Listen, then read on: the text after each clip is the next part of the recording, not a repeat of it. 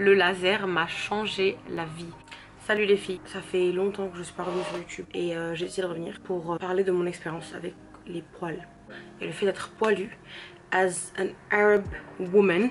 Maybe PCOS, j'ai fait des examens, j'avais des problèmes d'hormones, etc. Et le fait d'avoir des poils, le fait d'être poilue, me gâchait la vie. C'est-à-dire que j'avais des poils sur le visage, je suis assez claire de peau, du coup mes poils se voyaient. Et j'avais tellement peur de faire le laser, mais à un point, genre les gars, j'en faisais des cauchemars.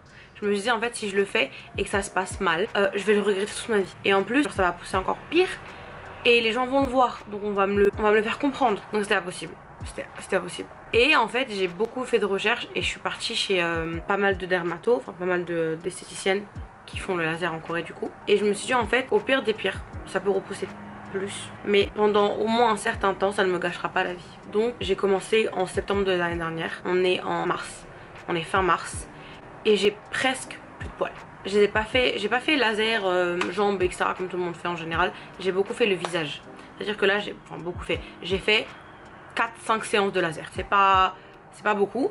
Déjà, les résultats pour moi sont incroyables. Je vous explique le pourquoi du comment et comment j'en suis arrivée là. Il y a 2-3 ans, c'était au début du Covid. Au début du Covid, j'ai commencé à avoir des poils très foncés qui poussaient au menton. De base, j'en avais un. J'ai fait l'erreur de l'enlever. Il y en a un deuxième qui est sorti. J'en ai eu un troisième, quatrième, cinquième. Et en fait, à partir d'un moment, c'était plus à la pince épilée que je devais les enlever. C'était à la cire. En gros, j'enlevais les poils qui étaient là à la cire. J'ai jamais touché le reste de mon visage, jamais, ni au rasoir, ni rien du tout. J'avais quelques poils très foncés sur les joues là, que j'enlevais depuis que j'étais ado. Mais genre je devais en avoir peut-être 4-5 là, parfois là.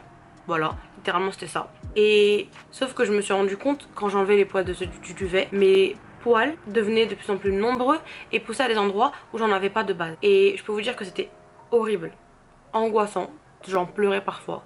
Parce que j'avais tellement honte de sortir et de devoir montrer mon menton. Donc en fait j'avais un masque et je l'enlevais jamais. Parce que j'avais des poils en fait jusqu'à là. J'avais des poils là en fait. Qui est pas juste là, mais là. Et c'était horrible. Donc même si j'essayais de régler mes problèmes d'hormones, c'était déjà fait en fait. Les poils étaient déjà là et ils faisaient que de sortir. Et je pouvais pas changer les choses à moins de faire le laser. Donc je suis partie voir le prix des lasers, de plusieurs lasers. J'ai fait mes recherches sur quelle machine j'utilisais. Je devais faire combien de séances pour que il y ait des résultats. J'ai la chance d'avoir la peau très claire et les poils très foncés.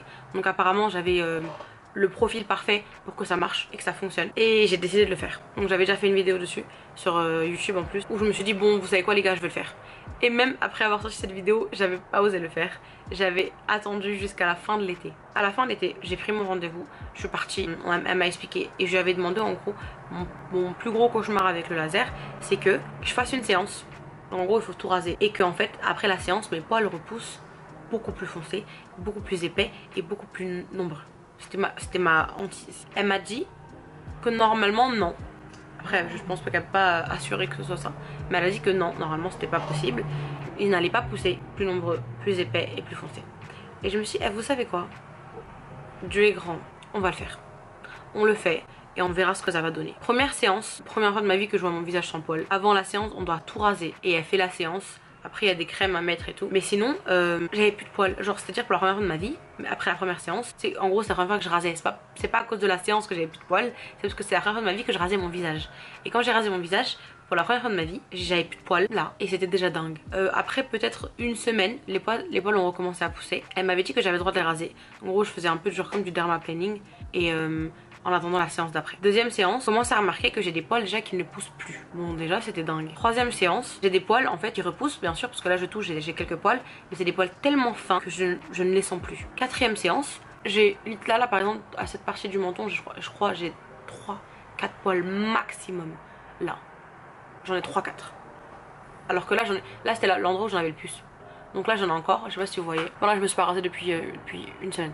Du coup là, par rapport à ce que j'avais d'habitude, c'est rien du tout les gars, mais vraiment rien du tout. Et en gros là je suis à ma 5e séance, je dois en rajouter encore 5 autres. Je compte aller jusqu'à 10 et faire même plus si j'en ai besoin encore. Mais c'est juste en fait pour vous parler de l'impact psychologique que les poils avaient sur moi et sur ce que je pouvais faire ou non. C'est à dire que j'avais plein d'opportunités pendant ces dernières années où je devais montrer mon visage par exemple. Je devais faire des choses avec mon visage que j'ai refusé parce que les poils me hantaient. C'est à dire qu'en fait je pouvais jamais enlever tous les poils que j'avais sur mon visage, c'était pas possible. Genre il y en avait trop, il y avait trop de poils, c'était pas quelque chose que je pouvais enlever.